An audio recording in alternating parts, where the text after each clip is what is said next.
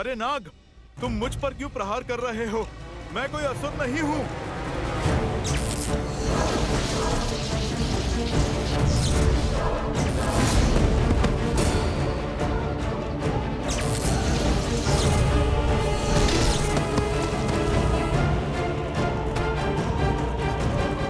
अरे अरे रुको, मेरी बात तो सुनो।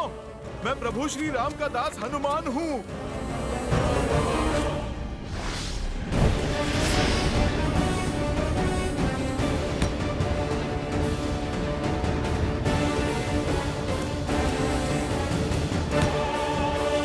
फंस गए असुर। हम नागों को मूर्ख समझा है, नाग पास में फंसे हो। अब तुम्हें यहाँ से निकलने का अवसर नहीं मिलेगा असुर। अब तो सीमा पार कर दी तुम लोगों ने। मैं असुर नहीं हूँ, वानर हूँ, राम भक्त हनुमान। प्रयास मत करो असुर। इस पास में स्वयं महादेव के नाग, हमारे महाराज वासुकी की ऊर्जा है। तोड़ नहीं पाओगे इसे। देखो, मैं इस पाश को तोड़ सकता हूँ। ना मैं यहाँ युद्ध करने आया हूँ और ना महादेव के नाग वासुकी की शक्ति का अपमान करना चाहता हूँ। मेरे पास समय बहुत कम है। कृपा करके मुझे बस इतना सा बता दो कि धरा से फिसलकर कोई स्वर्ण मुद्रिका यहाँ पर आई है। वो मेरे प्रभु की है। मुझे वो मुद्रिका मिल जाए, मैं शांति से लौट जाऊंगा। तुम्हें क्या हम मूर्ख दिखते हैं? धरती से एक मुद्रिका गिरकर पाताल लोक तक आ गई। अरे असत्य बोलना है तो ऐसा बोलो कि कम से कम हम उस पर विश्वास कर सके। अरे भाई, मैं सच कह रहा हूँ। सत्य हम जान चुके हैं असुर। चलो अब अपने वास्तविक रूप में आओ, या फिर इसी रूप में सड़ते रहो यहीं पर।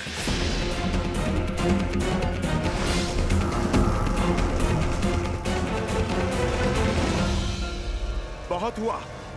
अब तक मैं शांत था क्योंकि तुम लोग सत्य नहीं जानते थे। अब सत्य जानने के पश्चात भी तुम लोग राम काज में बाधा बन रहे हो, और ये हनुमान कदापि नहीं सह सकता। महादेव, आप मुझे क्षमा कीजिएगा। जय सिया राम।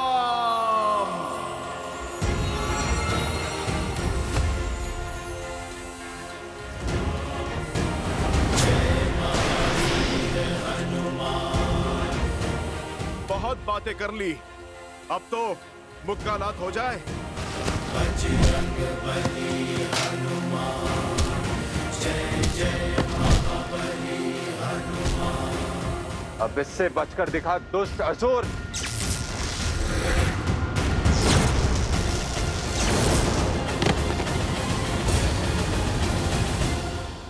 सभा में बिना अनुमति प्रवेश का दंड जानते हो सैनिक? एक वानर है जो स्वयं को हनुमान बताता है। वो कोई स्वर्ण मुद्रिका ढूंढ रहा है। बहुत मारा है उसने सैनिकों को।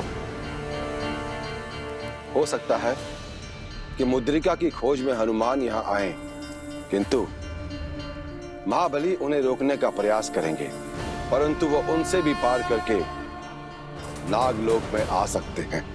तो किसी भी मूल्य पर तुम्हें कम से कम 3 प्रहर से अधिक समय तक हनुमान को बिना ज्ञात हुए उन्हें रोके रखना है, ताकि श्री राम अपने शरीर का त्याग कर बैकुंठ धाम लौट जाए और अगले युग का आरंभ हो। शिवांश है वो, उन्हें अकारण रोकना अत्यंत कठिन होगा। तुम्हें बस हनुमान के राम काज में विलंब डालना है, और कारण अनेकों हैं।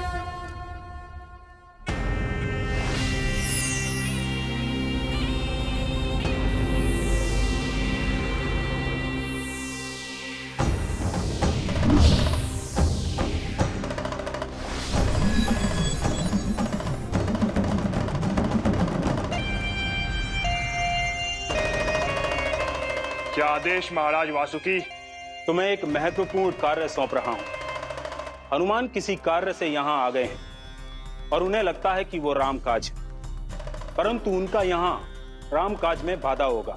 तुम्हें उन्हें आगे बढ़ने से रोकना होगा, कम से कम 3 पहर के लिए।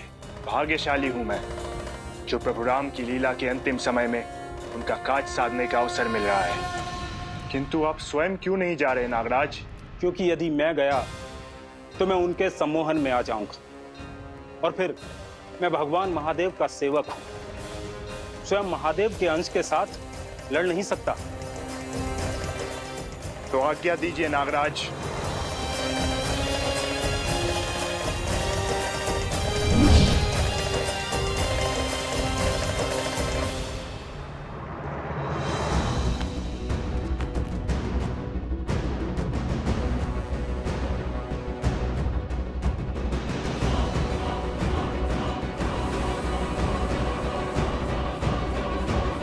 उचित कहा तुमने कुछ। यदि नियति की ये मांग है कि काल अयोध्या में प्रवेश करे, यदि वो ये चाहती है कि यमदेव रघुकुल पर अपनी दृष्टि डाले, तो ठीक है, हम यमदेव से युद्ध छेड़ देंगे।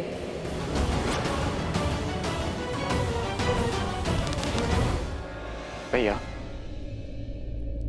मुझे जाने दीजिए, मैं समझाता हूं उन्हें। वो कौशल राज का भविष्य है। ऐसे स्वच्छंद व्यवहार करके रघुकुल की रीत नहीं तोड़ सकते। उन्हें सीखना होगा कि अपनी भावनाओं पर नियंत्रण कैसे पाया जाए। एक दिन पूरा राज्य उनके हाथों में होगा।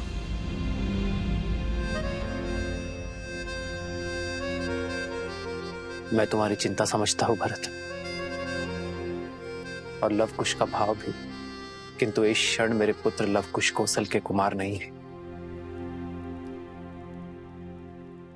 वो राम के पुत्र है, और केवल लवकुश ही नहीं, मेरा हनुमान भी इसी भावनात्मक युद्ध में फंसा हुआ है।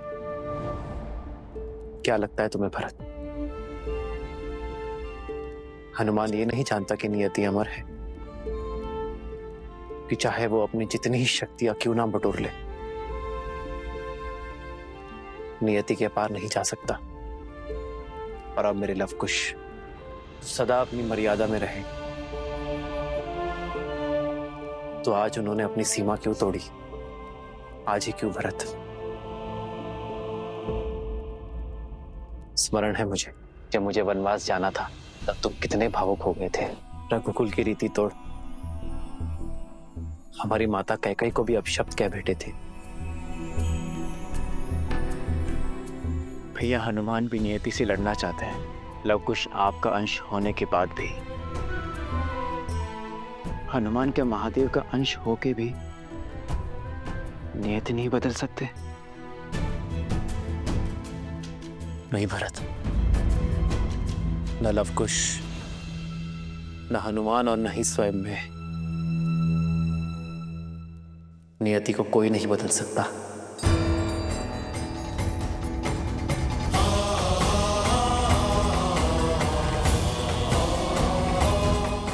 क्योंकि जैसे हर कर्म का फल होता है, वैसे ही हर व्यक्ति को नियति के नियमों का पालन करना पड़ता है,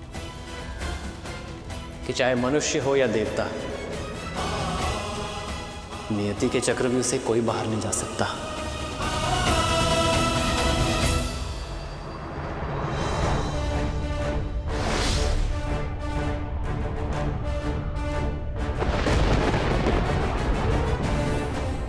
इस बाण का लक्ष्य स्वयं यमदेव।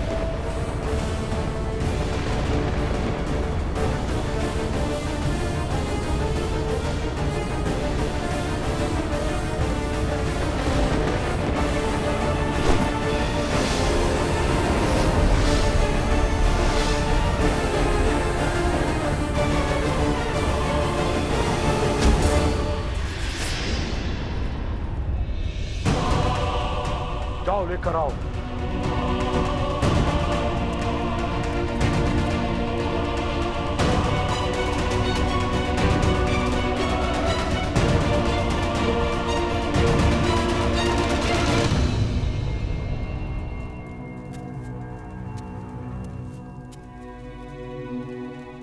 अयोध्या के आकाश में आपके पग क्या परछाई भी नहीं पड़नी चाहिए कालदेव,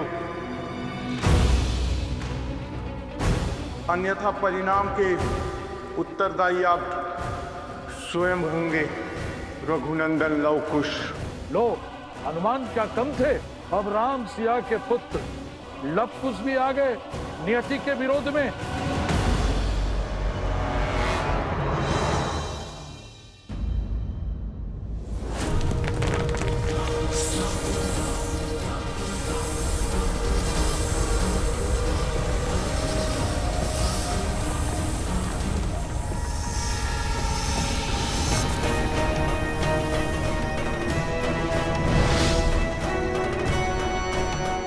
प्रणाम स्वीकार करें महाबली हनुमान। मैं आपका भक्त हूं। आपके पुत्र मकरध्वज से आपकी शौर्य गाथा सुनता आया हूं। मुझे आशीर्वाद दें हनुमान जी। चलो, मुझे किसी ने तो पहचाना, अन्यथा सब मुझे असुर ही समझ रहे थे अब तक। आयुष्मान भव। अब पुत्र मार्ग छोड़ो, मुझे प्रभु श्री राम का काज पूर्ण करना है। प्रभु की मुद्रिका ढूंढनी है मुझे। क्षमा करें बजरंगबली, पर मैं ये नहीं कर सकता। और आपने मुझे आयुष्मान भव का आशीर्वाद दिया है, इसी कारण आप मुझ पर आक्रमण भी नहीं कर सकते। ज्ञान और बल दोनों से संपन्न लगते हो मुझे, तब भी तुम मुझसे संघर्ष चाहते हो। कोई लाभ नहीं। आपका ही भक्त हूँ। आप अपने स्वामी का काज नहीं छोड़ेंगे और मैं अपने स्वामी के आदेश से पीछे नहीं हटूंगा। लौट जाइए। और मैं केवल आगे बढ़ सकता हूँ। मैंने लौटने का विचार कभी नहीं किया। तो फिर मुझे आपको रोकना ही होगा।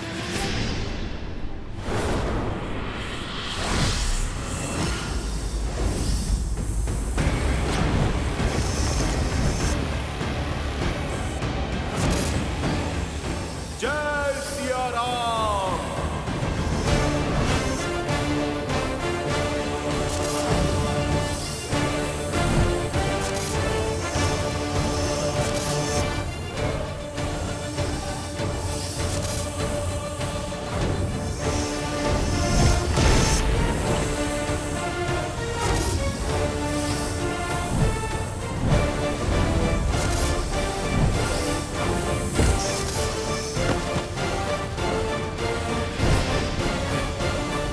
जय सिया राम।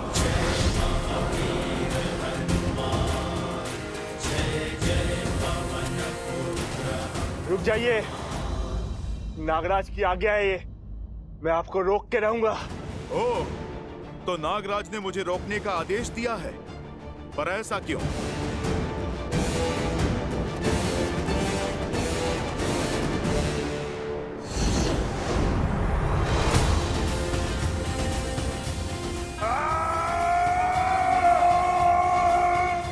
मैंने आयुष्मान होने का आशीर्वाद दिया है, पीड़ा देने का नहीं।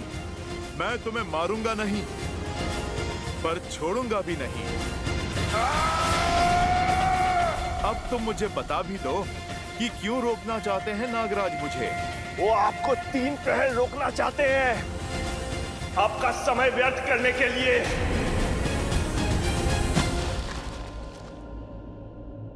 तो बाधा यहां पर नहीं, कहीं और है। प्रश्न मुद्रिका का नहीं, कुछ और है।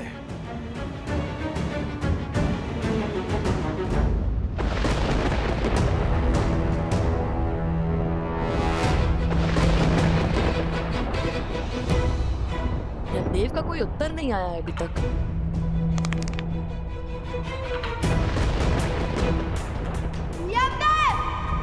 आपको हमसे मिलने आना ही होगा।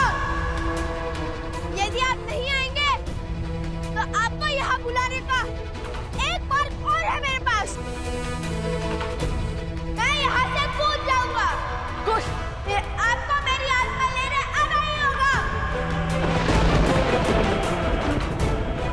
शायद आपका है यमदेव। अब क्या? लव कुश श्री राम की संतान है। यदि कुश ने वचन दिया है कि आप ना गए तो वो प्राण त्याग देगा। अर्थात मनुष्य समझता है कि सब कुछ उसके हाथों में है, परंतु नियति के नियम कभी नहीं बदलते कालपुरुष।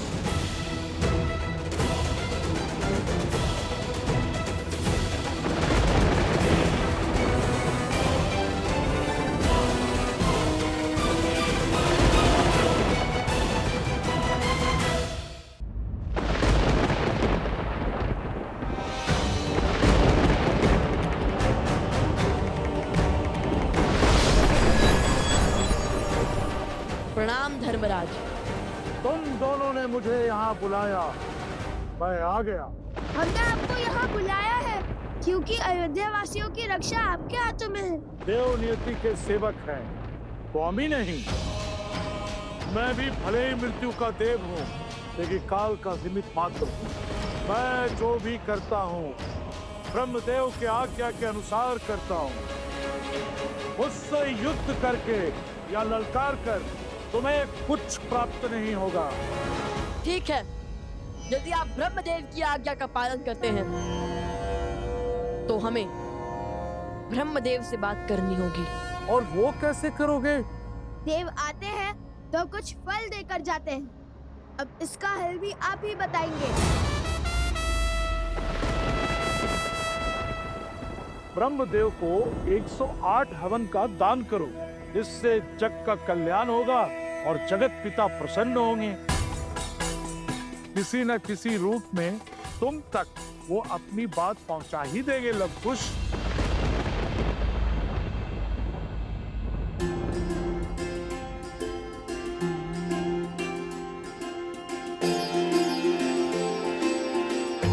यदि हमने कोई उद्दंडता की हो तो क्षमा कर दीजिए। हमारा मार्गदर्शन करने के लिए धन्यवाद। रघुकुल की जय हो और श्री राम और उनके वंशजों की सदैव जय हो।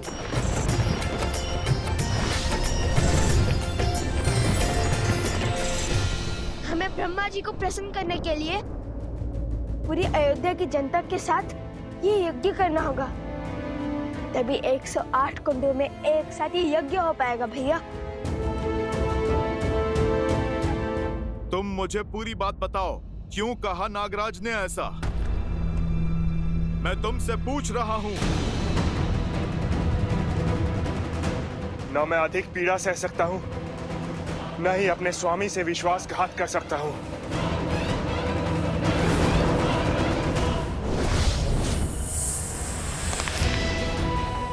तुम्हारे पास मेरे प्रश्न का उत्तर नहीं है तो मेरे यहाँ रुकने का कोई कारण नहीं है। अब मुझे सब समझ आ रहा है। कोई योजना है, ये कोई षड्यंत्र है मेरे प्रभु श्री राम के पास से मुझे दूर करने का। मुझे प्रभु श्री राम के पास लौटना है। आप दोनों की भक्ति और तप बल को हम सब मानते, पर श्री राम का निर्णय हमारी नियति है। भला हम उनके विरोध में कैसे जा सकते? क्या ये धर्म होगा? जब एक राजा अपनी प्रजा की सुरक्षा ना कर पाए तो वो अधर्मी कहलाता है। यदि प्रजा भी अपनी राजा की सुरक्षा ना कर पाए तब क्या वो अधर्म नहीं है?